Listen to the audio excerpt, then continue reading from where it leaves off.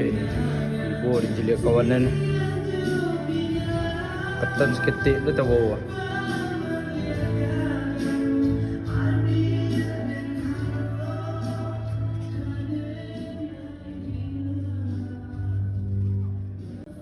Lah fikir.